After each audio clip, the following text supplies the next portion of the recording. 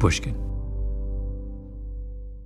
If you want all of your data in one place, you need the Intuit ERP. I'm Damon John, and I run my growing business on Intuit Enterprise Suite. Learn more at intuit.com/ERP. We spend hours deciding what to buy, but there's a split-second decision that can make or break a sale.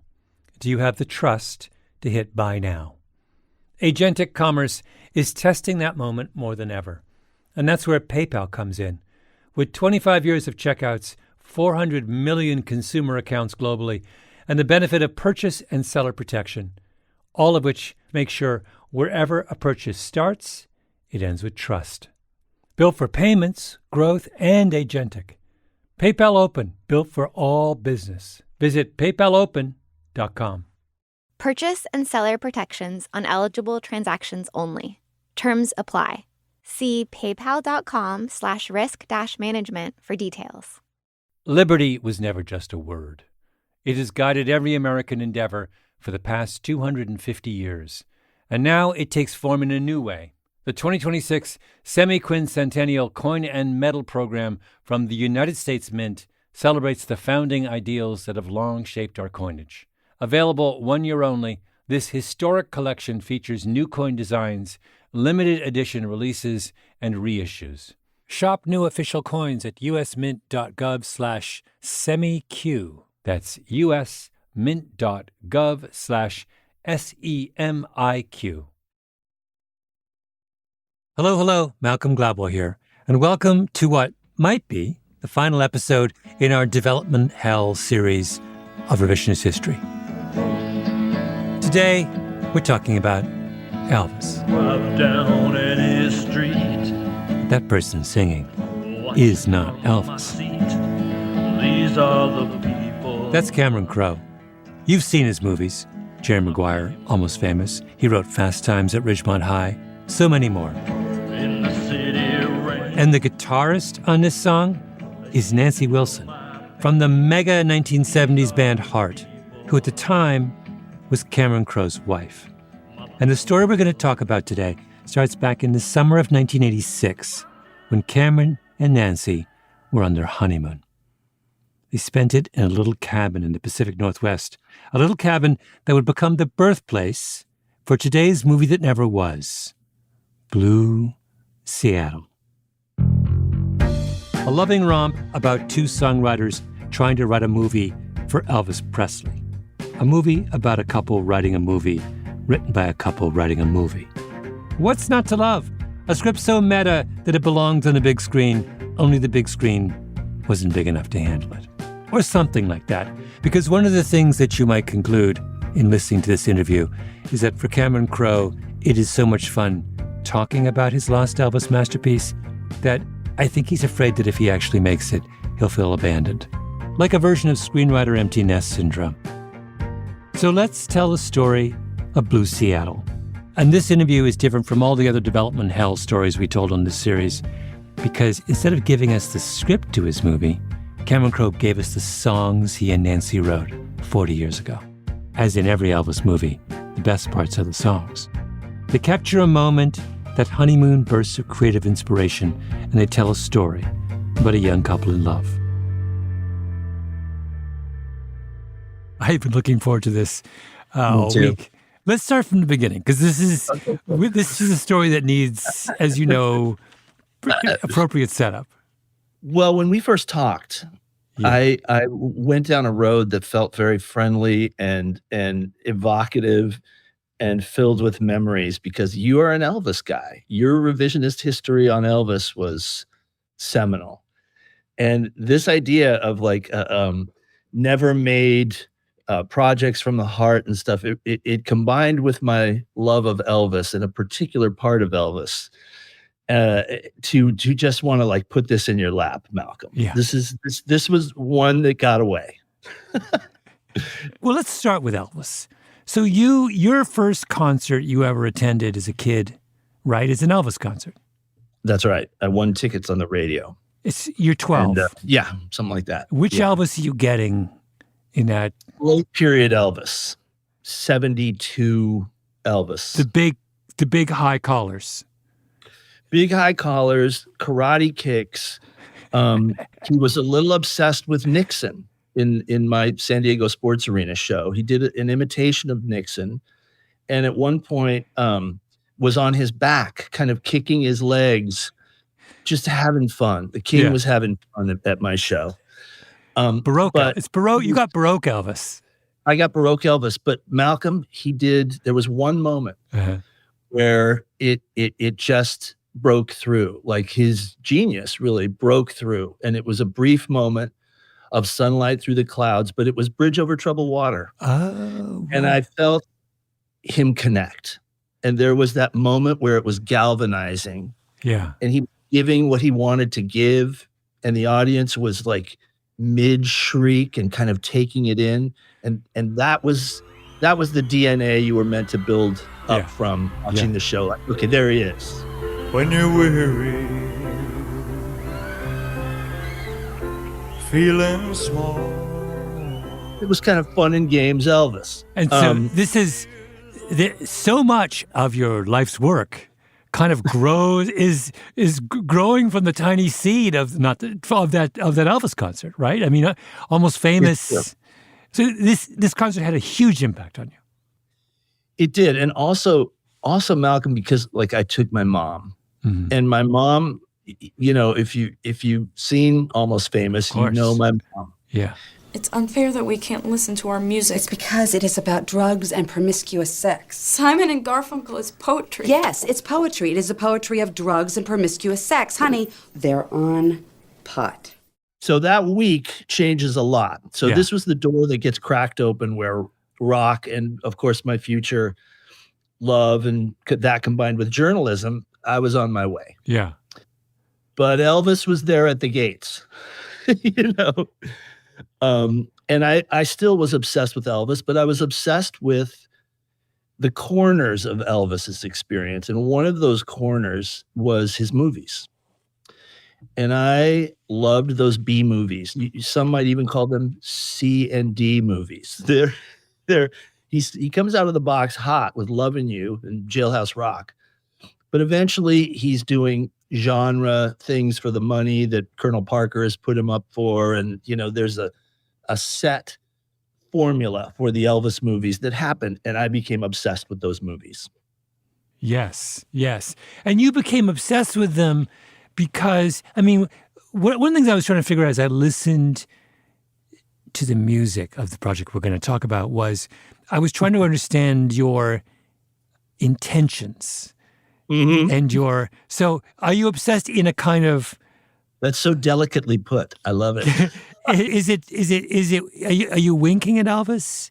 Are you sharing in the fun or are you buying it? All of the above. All of the above. I think you just have to enjoy it for what it is, which is a romp. Elvis often did 3 of those movies in a year. You can see he's kind of confused by the character names they call him by. It's like he's lost. He's brilliantly lost. It's just, you know, you see so much. It's almost watching his face in these movies is like a diary that he never wrote. You can see, why am I here? You can see glimmers of, oh, this is good. Anne Margaret, Viva Las Vegas. Wait a minute. Yeah. She's challenging me. So it's all there, hidden in this candy-colored genre romp that the Elvis movies became. So all of the above. Yeah, yeah. Answer. So you develop early on, in other words, a rich and nuanced interpretation of who Elvis was and what he stands for. Yes. And that's is there any other artist who plays a comparable role in the development of your imagination?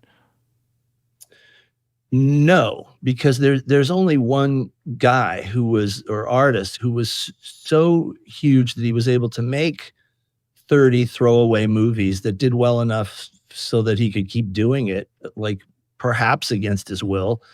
Only one person that I ever knew about, and we'll share this later, did ask Elvis, like, why did you make all those movies? And he gave this one person an answer, but mostly he never did any interviews. He never commented on it.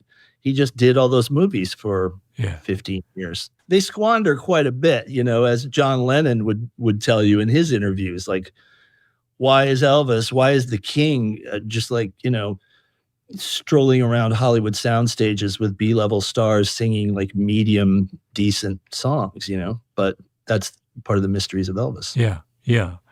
So we have this is the kind of the necessary context. Yes. For the story that you're going to tell. Yeah. Okay. So it's the 80s. Uh-huh. And I had written Fast Times at Ridgemont High, which like amazingly kind of found an audience. So I kind of had a shot at possibly a screenwriting career. And in the middle of all this, I perhaps most importantly fell in love with Nancy Wilson, the great Nancy Wilson, amazing guitarist, half of the Wilson sisters who front their band Heart. So we were together for a while and then decided to get married. And it was a beautiful time. And Ann Wilson, Nancy's sister, had a cabin in Cannon Beach, Oregon. And that was where we wanted to go for a little honeymoon, just borrow the cabin from Ann. Now, this you must know as a setup is Ann and Nancy Wilson, to this day, they're like the Everly sisters. They sing together and it's like, there's no thought that goes into it. They have the sibling voices that blend so beautifully. They're musical twins in a way. Ann sings, Nancy sings a little bit, but mostly plays this elegant, beautiful guitar. They're a serious duo. So 10 days into our honeymoon, which was how long we wanted to spend at Ann's cabin, we decided we want to spend 2 weeks. We want to spend a little bit longer. But Ann wants to come to her cabin. So Ann Wilson shows up on our honeymoon, which is an interesting thing for a small cabin. It's like a sitcom in a way. Here you have the two sisters with you on your honeymoon with one of them. And what are you going to do in this small environment in a coastal town in Oregon where not much is going on? Well, we're going to do a musical project that will involve all three of us. Whose idea was this? Mine. It's yours. Because I love watching them sing together. And Nancy would later score my movies and stuff. And so we worked really well together.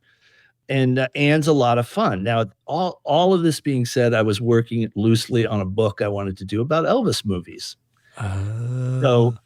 So that was on my mind. And like any idea that you believe is good, it's built on the things you love. And Elvis was one. Playing music with my wife was another. And SCTV and Martin Short was a third element. I loved Martin Short, that great comedy show SCTV. I remember. I'm Canadian. So here comes this idea for a kind of, and this is the cousin of what you're doing, Malcolm. It's like lost masterpieces. What's something that like a movie that almost got made and it's built on the burning fever inside your gut that this is the idea of all time. So I started building this idea of the great Elvis movie that never got made. And what's the story behind it? And I decided that it was like, you had Goffin and King, who were like a great couple songwriting. They're legends. They'd written all these great songs. The Beatles did some of them. I thought, like, what about a much lesser Goffin and King? Like, what about a couple who's a songwriting team that haven't gotten in the door? And it's Parnell and Zix was their name. Mm-hmm. Linda Parnell and Louis Zix. And Louis Zix, of these two songwriters, is obsessed with writing. He hears Elvis may do one more movie.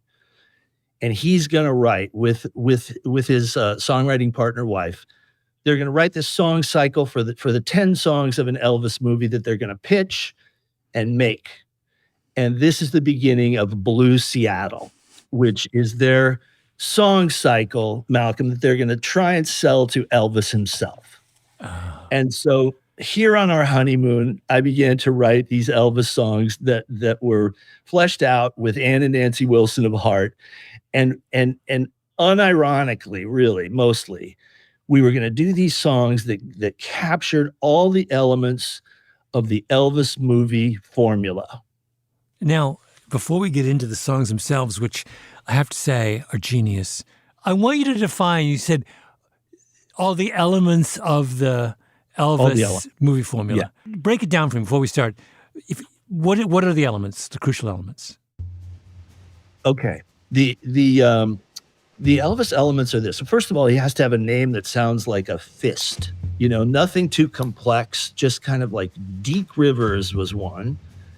Buck Thomas, you know, so like we thought you start with a name that's like, you know, Mike Davis, something like that. And Elvis must always have workplace pride. He needs to do a couple different things in an Elvis movie of this era. But like they're often a strange combination of things. Like he can be a veterinarian who's also a race car driver, who also works at a county fair somehow. What a way to earn a living. You know, a little kid should appear at some point looking for some kind of mentorship, which he provides usually in the form of a song. He had confidence, a little thing called... Dancing girls must appear. Would you mind telling me where I am? In the Garden of Paradise, noble master. So like that gets worked in. A fight, at least one fight. Baby, we just stay good time. And a thoughtful moment over a pet. Come on, Albert. Don't be a fink.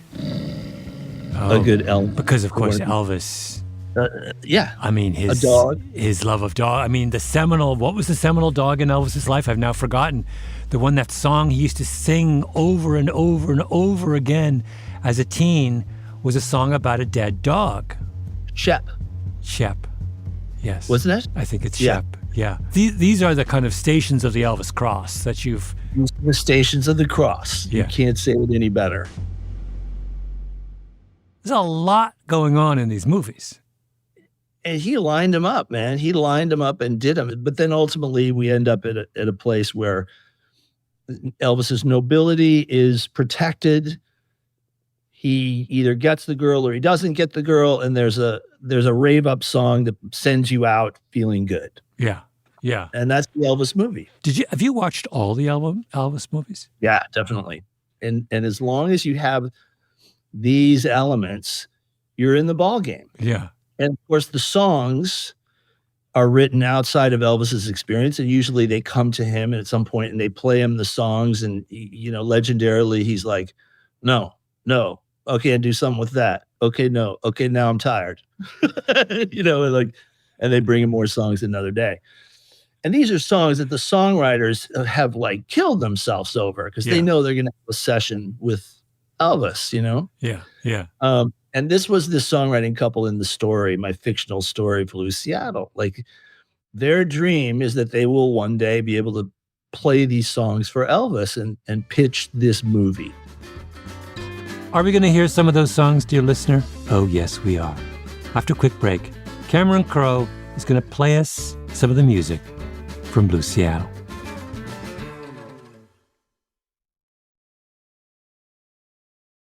If your finance team spends more time finding data than using it, if there's one entity here and one there and one here and one there, if scaling your business feels like starting over, you need the Intuit ERP. Intuit Enterprise Suite is the AI-native ERP solution that's powerful, painless, and proven. Learn more at intuit.com/ERP. Liberty was never just a word. It has guided every American endeavor for the past 250 years. And now it takes form in a new way. The 2026 Semi-Quincentennial Coin and Medal Program from the United States Mint celebrates the founding ideals that have long shaped our coinage. Available 1 year only, this historic collection features new coin designs, limited edition releases, and reissues. Shop new official coins at usmint.gov/semiq. That's usmint.gov/SEMIQ. We spend hours researching products online and deciding what to buy, but there's a split-second decision that can make or break a sale. Do you have the trust to hit the Buy Now button? The way we discover and compare things is evolving, happening faster and influenced by new forms of intelligent advice. But the underlying trust question doesn't go away. If anything, it's more important than ever. That's where PayPal comes in. For more than 25 years, they've been a trusted way to pay. And now PayPal can make the agentic era of commerce work for merchants, letting them maintain control of their brand, their customer relationships. So even as the way we shop changes, the moment that matters most still feels familiar and deeply dependable. Built for payments, growth, and agentic. PayPal Open, built for all business. Visit paypalopen.com to get started. Purchase and seller protections on eligible transactions only. Terms apply. See paypal.com/risk-management for details. So you sat down, you're there. How long did it take to write these 10 songs? Like 4 or 5 days, because I remember we made this cassette that we're going to listen to mercifully a little bit of. Yes. Maybe not a lot, but I remember we listened to it on our way back from the honeymoon, and we were like, this is really pretty good. Yeah. Wait, let's play that one. I think you're being far too modest. I have another one I want to recommend, but we'll get to that one. Just play, just to get us in the mood. Let's listen to your favorite of the 10 songs you wrote. Great. It's going to be My People. My People. Let's listen to My People. Let me set it up. We wanted to bring Elvis this movie in the late 60s, because this is kind of the period where Elvis has started to develop a little bit of a social conscience. So the idea is Elvis plays a cab driver in this who is a man kind of the people. And so like the idea of Elvis roaming the streets in Seattle and like Pike Place and all that stuff, we loved it. And so there is a moment where he realizes he must return to the relevance of the street where he was once this cab driver. And he leaves this relationship that has kind of belittled him in some ways. And so he's like going back to his roots, and he's singing this song from behind the wheel of his cab, My People. And it's always good. I'll just add this. It's always good when you have a little bit of a Spanish kind of castanet feel, you know? Drive down any street, watching from my seat. These are the people, my people. In the city rain, they seem to know my pain. These are the people, my people. I'm just an empty house, haunted by an image in my rearview mirror. Excuse me if I cry, I must forsake my pride. For the people. For the people. For the people. My people. Got a little Bravura moment in there. And now another one.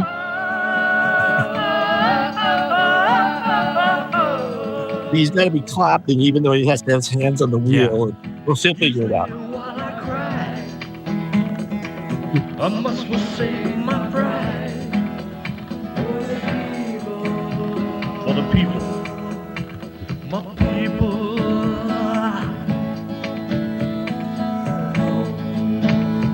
Now,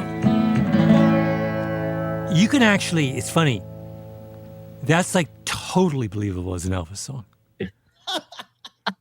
If I heard that on an Elvis album, I'm not thinking twice about it. I've come such a long way to hear you say that. No, I mean, I'm not blowing smoke here. No, I felt that too at you the time. nailed it. Like, you almost sell that to Elvis. Yeah. For one of those movies, yeah. Yeah. Who's playing guitar on that? Nancy and Ann are both playing guitar and singing, and I'm like attempting to do an Elvis voice. Yeah. You Which know? is It's not bad. I'm the weak link for sure. It's not I am bad. that weak link. Your range, But they're fantastic. They can play anything at the drop of a hat, and their harmonies are so cool. But wait, let's start from the beginning. So, Blue Seattle is the first song, sets the tone here, and what are we doing? What are we trying to do narratively with Blue Seattle? Usher you into an Elvis world of time and place and character. Yeah, where fun will perhaps abound. Yeah, let's play a little, just the first half of it, and then just to get a kind of feel, we get in the mood. Let's hear a little bit of it.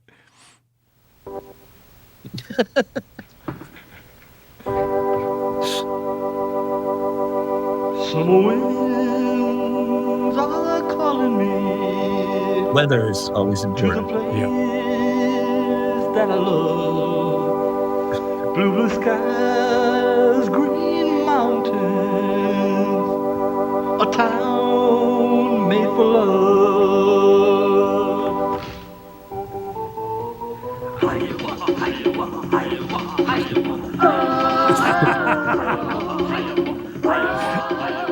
This is the native influence wafting through.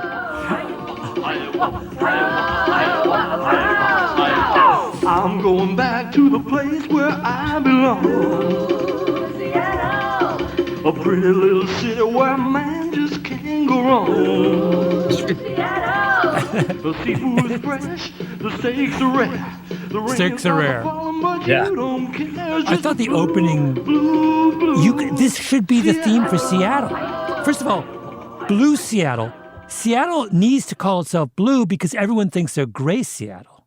So as a marketing campaign to remind us that the skies are blue and the mountains are green is like, and secondly, just those openings, this place, the town made for love. I mean, come on. Why is the city not make this, just those three opening lines? That should be the official tagline for Seattle. Am I wrong? Everything takes its time. I'm realizing to come to this crossroads with you is really meaningful. So plus it happened at the World's Fair in Seattle. So this is like a reunion. Yeah. With an Elvis city that's like undervalued as an Elvis city. But wait, yes, Elvis plays Seattle during the expo? He makes a movie. It happened at the World's Fair. I forget who the co-star is, but like the Space Needle is on the poster for it. It's my goodness. Fantastic. Oh wow! A little kind of a little phallic imagery to add to the. Totally. Then we come to Pay the Fare. Yeah. And as you said earlier, in the kind of like in the Elvis movie taxonomy that you created, he needs to have multiple jobs, but one of them has to be a kind of keeping it real. That's right. And so the keep it real job we have here is we understand that he's a cab driver. He's a cab driver. Looking for love. Of course. Yeah. Let's do a minute of Pay the Fare. I see the little girl. I'll stand right over there.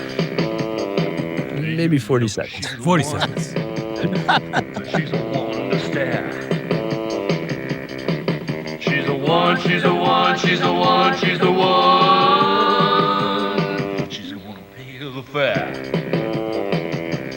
Pay the fare. That little girl. That little. Look a lot like you. With gas logo.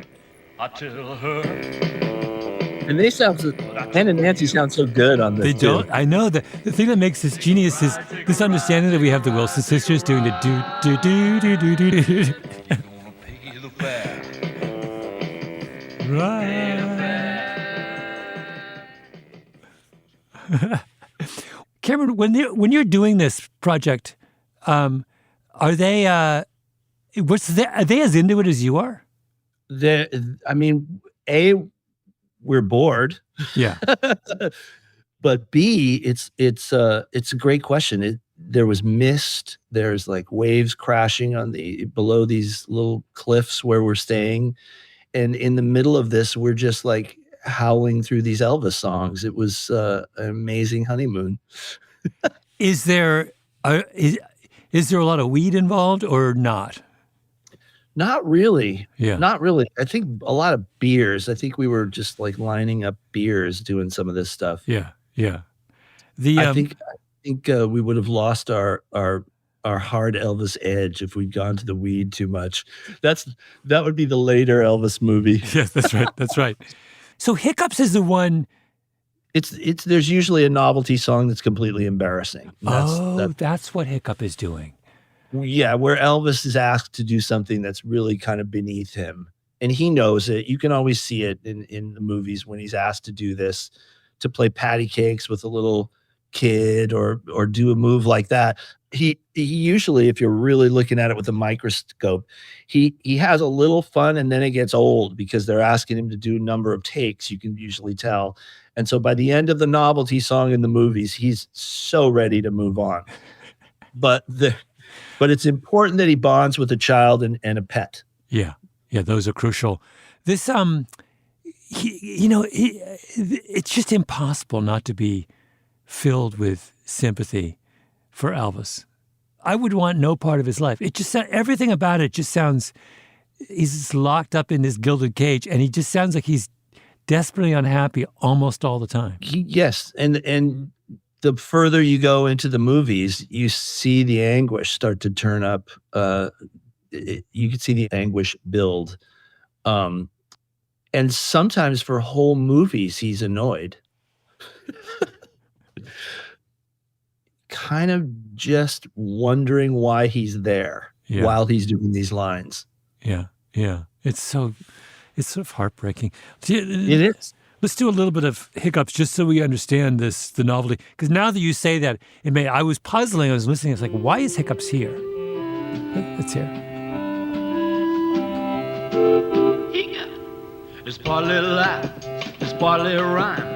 The hiccup is an old friend of mine. There's no way to rid yourself of this little pesky elf. Hiccup, hiccup, hiccup, be gone. Hiccup, hiccup, hiccup, be gone. I was humming this to myself after. No, you're right. This is the heartbreak. This is like the guy who was truly dangerous is now doing the Hiccup song. Yeah. Culturally. That line at the end, my prescription is simply love. When he goes through all the cures for the hiccups, and then he comes as the only one that works for me is love, which by the way is like so poignant and so true. The one thing he was lacking was love, right? That's true. It's a truer line has really been written of Elvis, that he got every other drug, in quotes, offered to him and none worked. The only thing he needed was, it was super well said, and there it was buried in the Hiccup song. By the way, what's hilarious, continuing is hilarious, is I've said before the contrast between two of the great guitar players of our generation, and then it's a good Elvis impression, but as you say, you are the weak link. I am the weak link. You could only be though in this company. That's true. It's true. And of course, story-wise, which we'll get to, these are the demos that the songwriting team within the story are going to present to Elvis. So this would be they're recording these themselves. Yeah. Present to him, which I'll we'll talk about in a sec. Yeah. I'll try and be brief. I want to play One Chance to Love, and then let's talk a little bit more about context. This is where and this functions how. I think this is kind of the looking over his shoulder at the romantic landscape of Blue Seattle. He kind of steps out, and it's a single man in the spotlight, Roy Orbison kind of song. Yeah. That allows him to flex his vocal Elvis chops. And this time I think we should listen to the whole song. I think it's a lovely song. Yeah, let's do the whole thing. Thank you.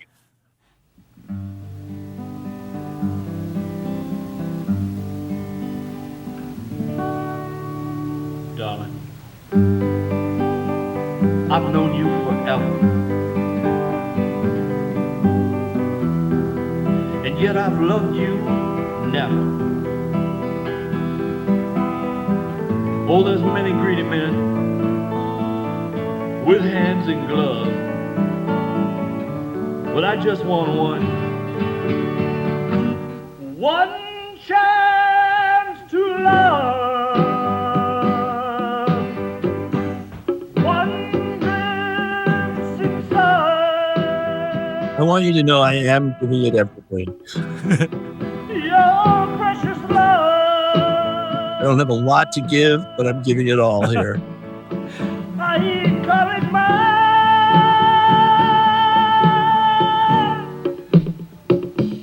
Darling. Oh, so Elvis. Many others who would ask for 20, 30, 40, or 50 chances to love. But not me, darling. No, I'll take my shot. I'll take my chance on just one. One chance to love. What gets inside? Your precious love.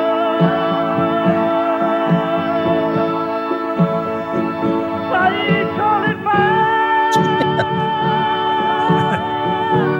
One chance to love. There's only one chance. There's not two. There's only one. What lives inside?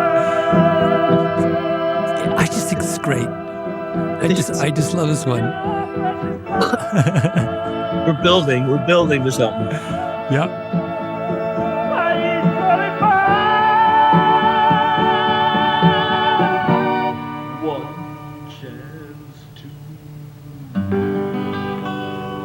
One chance to love.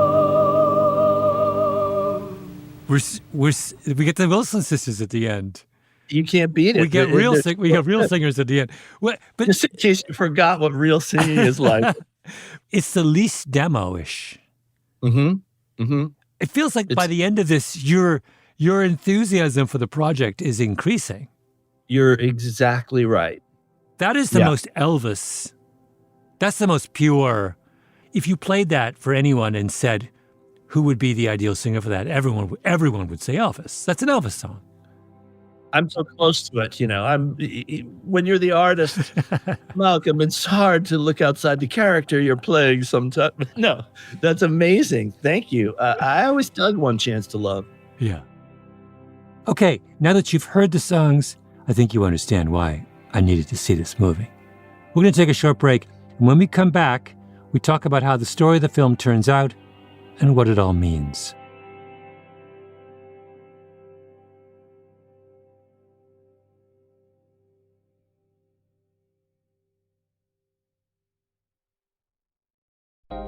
If you want all of your data in one place, if you want a single home for all of your entities, if you want to spend more time working and less time searching, you need the Intuit ERP.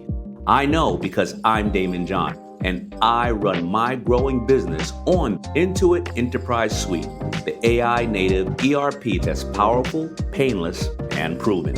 Learn more at intuit.com/ERP. Liberty was never just a word. It has guided every American endeavor for the past 250 years.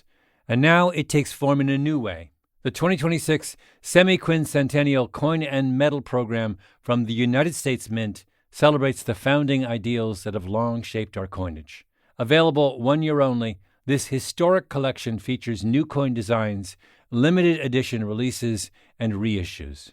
Shop new official coins at usmint.gov/semiq. That's usmint.gov/SEMIQ. We spend hours researching products online and deciding what to buy, but there's a split-second decision that can make or break a sale. Do you have the trust to hit the Buy Now button? The way we discover and compare things is evolving, happening faster, and influenced by new forms of intelligent advice. But the underlying trust question doesn't go away. If anything, it's more important than ever. That's where PayPal comes in. For more than 25 years, they've been a trusted way to pay. And now PayPal can make the agentic era of commerce work for merchants, letting them maintain control of their brand, their customer relationships. So even as the way we shop changes, the moment that matters most still feels familiar and deeply dependable. Built for payments, growth, and agentic. PayPal Open, built for all business. Visit paypalopen.com to get started. Purchase and seller protections on eligible transactions only. Terms apply. See paypal.com/risk-management for details. So we've got our 10 songs, and now this is the core of a narrative. You want to do you want to do this kind of tongue-in-cheek Elvis movie? Yes. Pretending or that, tell the story of how it almost happened or could have happened. That idea is what kind of landed for this. So to go back to the screenplay, did you actually write a screenplay around those songs? I did. So how does it begin with those two characters dreaming about writing an Elvis movie? Yeah, and enjoying one of the movies and trying to be productive in their own little songwriting career. And I got the feeling story-wise that Elvis had done the comeback special, and just maybe he had two more movies that he did after that. I think he did. I could be wrong. I think he did a movie called, let me see, Chautauqua was the name of it, and it was kind of like a sought-after property. And he does this movie Chautauqua, but by the time it comes out, they've changed the name to The Trouble with Girls and How to Get Into It. So dashed again are his dying embers of an acting career. And then he goes into the last one, which is Change of Habit, which he does with Mary Tyler Moore. And of course, he plays a doctor. Wait, Elvis did a movie with Mary Tyler Moore? The last one. It's the last one. So I got the idea that our little songwriting duo gets a shot. That's the dream, to get the shot with Elvis. Yeah. They're ushered in, and they have a moment in his trailer where he's in his doctor uniform. There's a guitar in his trailer. He's on a break doing, Change of Habit. And he ushers them in. And they're kind of nervous. Our guy, the main guy who's like an Elvis fanatic and has like really studied Louis Zix, has studied Elvis. But anyway, they run through the songs. But before they do, Elvis says, not real talkative, totally charismatic, bronzed in his doctor outfit. He says, I always wanted to be in a good movie. I don't know I'm gonna do this very much anymore. Maybe never. Go ahead. So with having led with I'm not really doing this stuff anymore. Yeah. These guys earnestly run through the songs. And Elvis listens. And he says, let me have the sheet music for the Cab Driver My People song. Oh. And there's one guy that's written the songs, plays the guitar, Elvis's guitar, and accompanies him. And Elvis sings My People in that little trailer. And then a guy comes to get him to do a scene, and he's leaving. And our guy, Louis, says, Elvis, why'd you do all those movies? And I used the line that I had heard from the actual story where somebody asked him that. And he said, hey, man, last thing I remember, I was driving a truck. And he laughs and leaves. And we're left with the songwriting couple. And the wife of Louis says, I think he said no. And Louis says, yeah, but what a no. That's like the greatest no ever. And she says, sometimes a no is maybe even better than a yes. Oh. And that's the end of Lost Masterpieces, the movie that never gets made. Elvis never makes another movie, but they have that moment in the trailer that where it all came to life for 1 minute while he sang the song. Yeah. That truck, Last thing I remember, I was driving a truck. Yeah. I'll tell you where it came from. Leon Russell, the great, pianist and member of the Wrecking Crew and stuff, played on besides being, genius solo artist, he played on so many records, and he played on a bunch of Elvis records, and he was in the RCA studios in the hallway, and he sees Elvis coming down the hallway, and they hadn't seen each other since playing on a session. And Leon Russell described it as he kind of like developed Elvis Tourette's. He just like, what do you say to him? And he ended up blurting out, Elvis, why'd you make all those shitty movies? Just yucking it up in a studio hallway. Yeah. And Elvis said, last thing I remember, I was driving a truck, and like walks on, driving a truck in Tupelo, basically. And then the hurricane hit, and there he is. Like, what he means, his whole life is just a blur. That's what he means. Oh, that's what he means. But Cameron, once again, it's so heartbreaking. It is heartbreaking. The idea that he's essentially confessing to the fact he's had no agency over his own career, which we know is the truth of his own career. Yeah. That he just completely surrendered all decision-making to somebody else, to this kind of bad surrogate father. Yeah. And clearly, in what little research I've been able to do in the years past, our little novelty project here, he didn't appreciate his movies. He never apparently had the moment of watching him at 2 or 3 in the morning and saying like, yeah, it's kind of good. I think he mostly became ashamed of them. Yeah. Yeah. But also the idea of doing this kind of bittersweet Elvis, who's aware of his own kind of loss and failure in some sense, and who, they're coming to him and they're confronting him with more of the kind of falsehood, like a kind of, and like that, and he can't do it anymore. Priscilla Presley said there's a version of Elvis that few people ever saw, and they would go to the outskirts of town to like gospel festivals, and Elvis would sit at a piano with like a gospel group who was just like kind of amateurish gospel group, and he'd sing at this piano, and she would say that was the purest Elvis. That was him just connected to his own heaven. Mm-hmm. That was it. And she said, like, if you're going to do something about Elvis and not have that in, you're not seeing the real guy.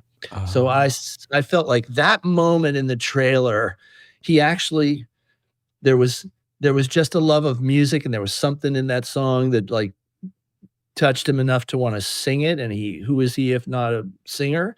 And so he takes a spin. Mm-hmm. He takes it for a spin, and that was his goodbye. It's like, yeah. In the screenplay, how much of Elvis had we seen prior to the trailer?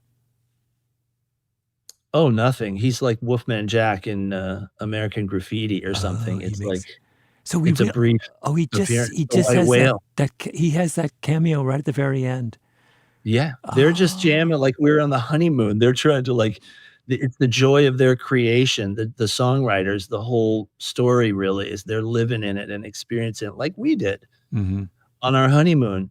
But I think that line is cool because maybe his partner realizes that the act of actually doing it and pulling Elvis back into a place that he was obviously leaving, and like, how will the songs really turn out? And are they out of step with the times? Like, these are all challenges that they don't have to face. They got to see it. And damn, it was good. Yeah. Yeah. Oh man. Cameron, why have we been denied this? This is so much more interesting than I imagined. I thought what you were doing, because all I had was the songs. You sent me the songs. Yeah. I didn't have the story. And I thought, oh, this is like a goof.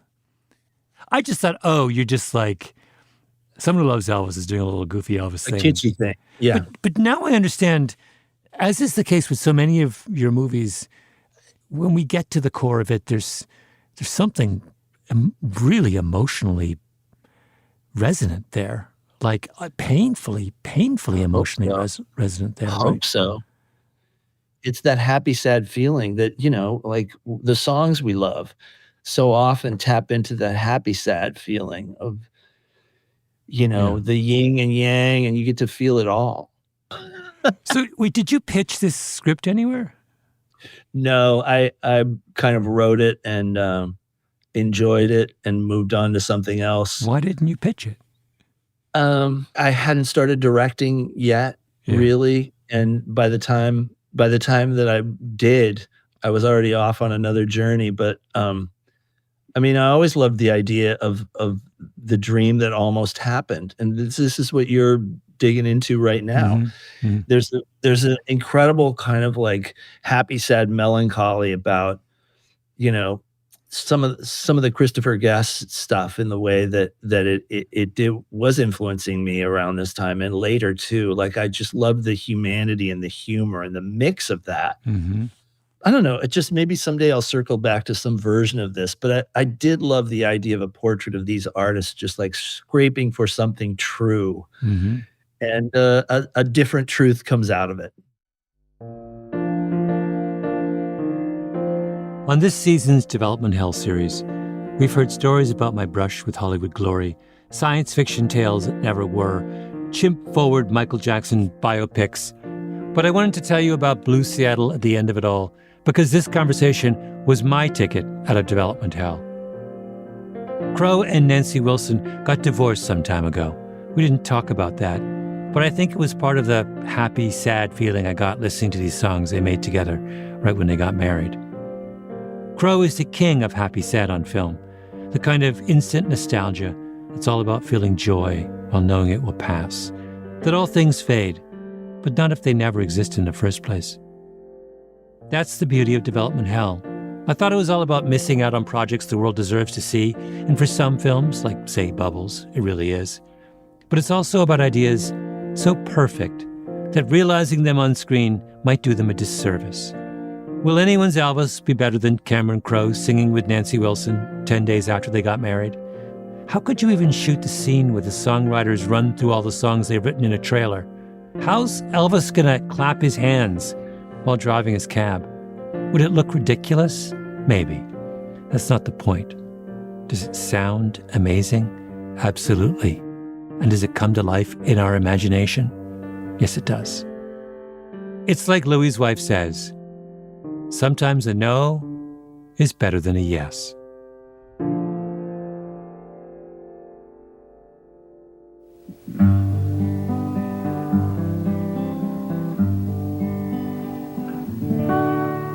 This episode of Revisionist History was produced by Nina Bird-Lawrence and Ben Nadaf Hafri with Tali Emlin. Editing by Sarah Nix. Original scoring by Luis Guerra. Engineering by Echo Mountain. Our executive producer is Jacob Smith.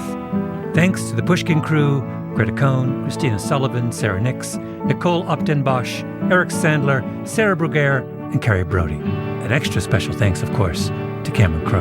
I'm Malcolm Gladwell. One chance to love. One glance inside. Your precious love.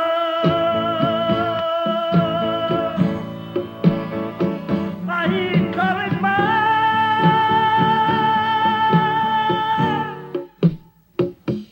Darling. There are so many others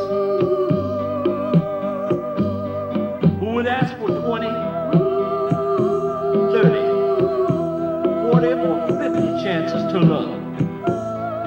But not me, darling. No, I'll take my shot. I'll take my chance on just one. One chance to love. What?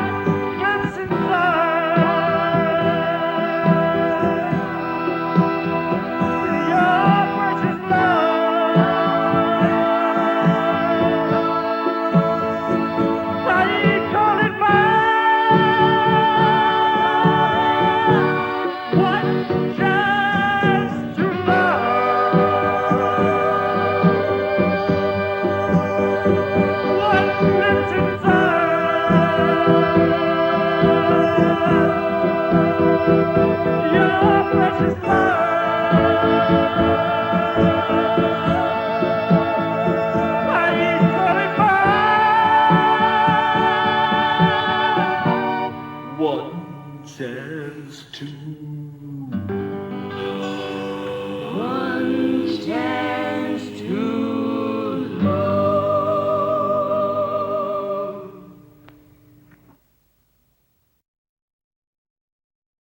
Liberty was never just a word. It has guided every American endeavor for the past 250 years. And now it takes form in a new way. The 2026 Semi-Quincentennial Coin and Medal Program from the United States Mint celebrates the founding ideals that have long shaped our coinage. Available 1 year only, this historic collection features new coin designs, limited edition releases, and reissues.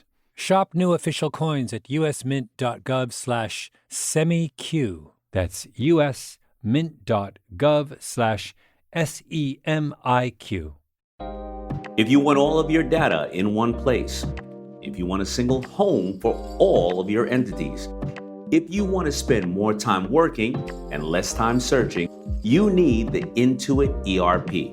I know because I'm Damon John, and I run my growing business on Intuit Enterprise Suite, the AI native ERP that's powerful, painless, and proven.